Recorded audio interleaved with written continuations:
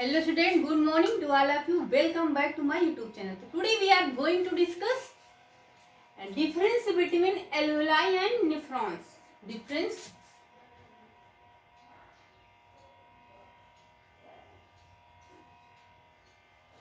alveoli and nephrons. Alveoli ऐसे तो आपका alveoli और nephrons में बहुत डीप में डिस्कस हो चुका है, बट ये आपके चैप्टर का लास्ट टॉपिक है. आपसे बता दिया जाए, नहीं तो आप अगर आपसे पूछ लिया जाए आपके बोर्ड में तो ये एल्विलाई और नेफ्रॉन्स में डिफरेंस तो आप बताएंगे कि मैम पढ़ा ही नहीं. तो क्या है difference between alveoli and nephrons क्या होता है? जैसा कि आपको पता है एल्विलाई और बैलून्स लाइक स्ट्रक्चर होते. क्या होते हैं? बैलून्स लाइक स्ट्रक्चर होते हैं. कौन? एल्विलाई. एल्विलाई कैसे होते हैं? बैलून्स लाइक मीन्स गुब्बारे जैसे स्ट्रक्चर होते हैं जो प्रेजेंट कहाँ पे होते हैं?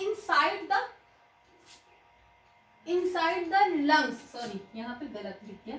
इनसाइड द लंग्स, आपके लंग्स के साइड में, अंदर की ओर इनसाइड द लंग्स में प्रेजेंट होते हैं. इनका काम क्या होता है? एक एक स्टेप. जैसे आपसे स्ट्रक्चर पूछ लिया जाए तो बैलून्स लाइक छोटे छोटे से स्ट्रक्चर होते हैं. जब आप देखेंगे तो उसमें बैलून्स के लाइक गुब्बारे जैसे स्ट्रक्चर होते हैं जो फूलते हैं. तो आपको जब गैस का एक्सचेंज होता है उसमें हेल्प करते हैं. तो कैसे स्ट्रक्चर होते हैं? बैलून्स लाइक प्रेजेंट कहाँ होते हैं? इनसाइड द लंग्स में प्रेजेंट होते हैं. अच्छे से जहाँ समझ गए.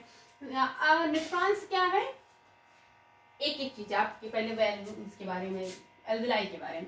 नेक्स्ट है wall of alveoli are one cell thick. एक ये वन सेल की थिक होती है, यानी मोटे होते हैं, ज्यादा मोटे नहीं. वन सेल, एक सेल की बनी, ठीक है. And they are richly supplied by blood vessel. ये क्या सप्लाइड करती है? सप्लाइड होती है बाय ब्लड वेसल. आपके जो बॉडी में जो ब्लड वेसल्स होते हैं उसके थ्रू सप्लाई करती है, सप्लाई होती है. Exchange of O2 and CO2 takes place between blood of the capillary that surrounding the alveoli. Gases present in the alveoli. देखो आपके एल्विलाई में गैसेस प्रेजेंट रहती हैं. कौन सी? ये चेंज करती है CO2 और O2 को. जैसे कि आप ब्रीदिंग का प्रोसेस करते हैं, तो ब्रीदिंग जब करते हैं, जब आप सांस लेते हैं तो ऐसे लेते हैं, तो आप क्या करते हैं? इन्वायरमेंट से आप ऑक्सीजन को टेक करते हैं एंड अपनी बॉडी में जो वेस्ट प्रोडक्ट के रूप में ऐसे रहती है तो उसको बॉडी से कार्बन डाइऑक्साइड को बाहर रिमूव करते हैं. तो इसका मेन फंक्शन कौन करता है? एल्विलाई करती है.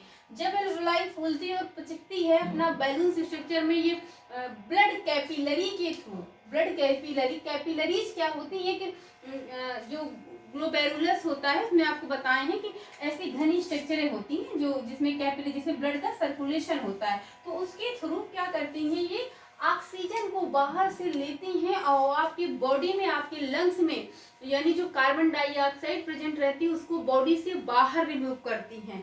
और ये site of gas means alveoli, you can say main site of the gaseous exchange. ये गैसियस एक्सचेंज की मेन साइड होती है. क्या होती है? मेन पार्ट होता है गैसियस एक्सचेंज के. तो आपके गैसियस एक्सचेंज में एल्विलाई का वेरी इंपॉर्टेंट रोल है. कैसे ब्रीदिंग करते हैं ये भी आपको पता. आपके ब्लड में आपको देखो ऑक्सीजन क्या है? जी एनर्जी ही तो है. अगर आपको आपके बॉडी में एनर्जी की, ऑक्सीजन की जो डिफिशियंसी होती है तो आपकी बॉडी काम नहीं कर पाती. जब आपको प्रॉपर ऑक्सीजन मिलता है तो आपकी बॉडी अच्छे से काम करती है. तो क्या होती है? एक्सचेंज ऑफ O2 और CO2 को कैसे करते हैं? ब्लड कैपिलरी के थ्रू. आपके एल्विलाई जो गुब्बारे जैसे होते हैं, जब वो पिचकते हैं तो ऑक्सीजन बाहर से लेते हैं, फूलते हैं तो कार्बन डाइऑक्साइड बाहर से छोड़ते हैं. ये मेन एक्सचेंज होता है. तो आप अच्छे से समझ गए होंगे एल्विलाई क्या होता है. अगर आपसे एल्विलाई के बारे में लिखने के लिए आ गया तो आप अच्छे से लिख सकते हैं. बैलून्स लाइक स्ट्रक्चर होते हैं, लंग्स में होते हैं, अंदर लंग्स के ऊपर होते हैं ना, इस तरह से होते हैं. जैसे लंग्स हुआ ऐसे ये स्ट्रक्चर हुआ, तो इसी में ये ऐसे होते हैं. अभी आप में आगे का चैप्टर जब लंग्स पढ़ाएंगे तो आपको पढ़ाएंगे. ये ऐसे बैलून्स लाइक स्ट्रक्चर होते हैं. ये तो एल्विलाई होता है. आगे हम नेफ्रॉन्स पढ़ेंगे. अब आपको अच्छे से पता नेफ्रॉन्स क्या है. What is nephron? Nephron is the functional and fundamental units of the kidney. Kidney की फंक्शनल एंड फंडामेंटल यूनिट्स कहते हैं. जैसे किडनी में मेन रोल जो ब्लड फिल्ट्रेशन का कौन करता है? नेफ्रॉन्स करता है. आपकी किडनी का मेन पार्ट क्या है? नेफ्रॉन. इसलिए क्या कहते हैं इसे, आपको यहाँ पे लिखे नहीं, आपको पता है, चीज आप मेंशन कर सकते हैं. तो ये प्रेजेंट कहाँ पर होता है? ये ट्यूबुलर स्ट्रक्चर में होता है. नेफ्रॉन्स कैसे होते हैं? ट्यूबुलर सॉरी ट्यूबुलर स्ट्रक्चर में होते हैं, ये प्रेजेंट होते हैं इनसाइड द किडनी, किडनी में प्रेजेंट होते हैं। कहाँ पे? किडनी में प्रेजेंट होते हैं। इनका ये किससे बने होते हैं? आपको नेफ्रॉन्स पूछ लिया जाए किससे बना, तो made up of glomerulus, Bowman's capsule and tubular part से। तो ग्लोमेरुलस से, बोमन्स कैप्सूल से एंड ट्यूबुलर पार्ट से मिलकर बना रहता। आप ये भी अच्छे से यहाँ पे जानिए कि आपके ग्लोमेरुलस में सबसे पहले ब्लड इंटर करता है अंडर हाई प्रेशर के साथ, जो वहां पे, तो ग्लोमेरुलस में और किससे? बोमन्स कैप्सूल और रीनल पार्ट से, which is surrounded by capillary network, जो कैपिलरी नेटवर्क से सराउंडेड होता है।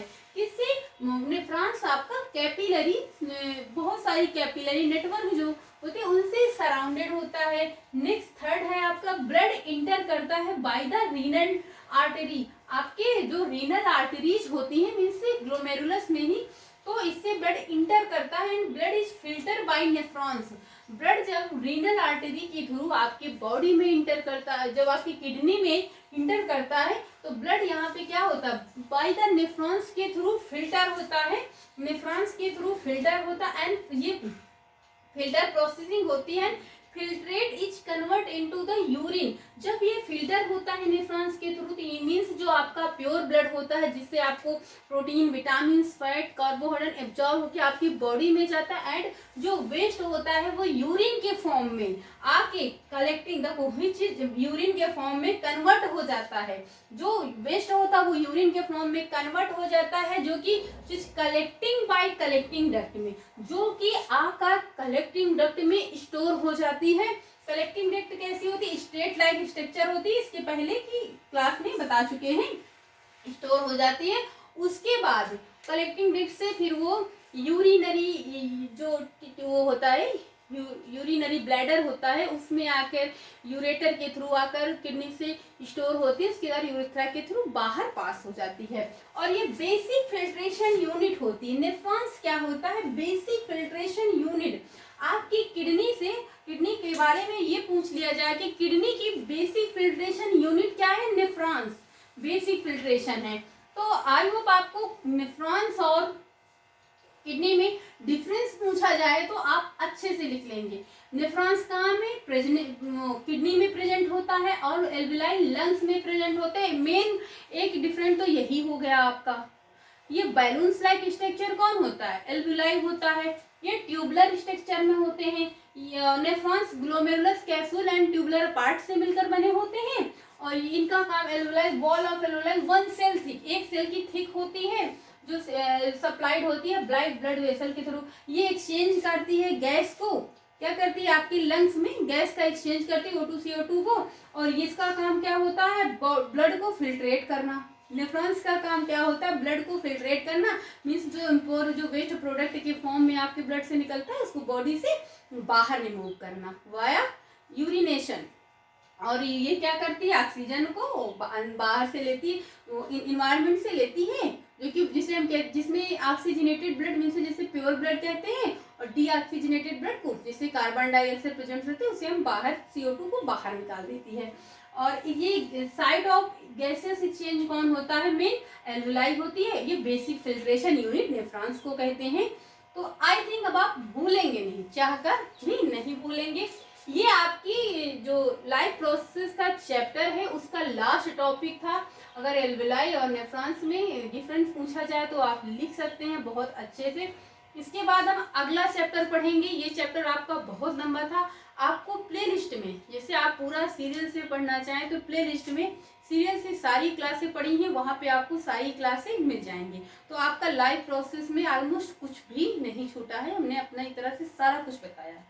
तो अगर आप अच्छे से नोट्स बना लेंगे एक अच्छे से कहीं, तो आप जब पेपर देंगे तो आपको सारा कुछ मिलेगा, एक भी क्वेश्चन यहाँ से बाहर नहीं आएगा आपके बोर्ड में। तो सारा कुछ यहीं से आएगा। नेफ्रॉन्स एल्विलाई होगा। आगे हम नेक्स्ट चैप्टर पढ़ेंगे।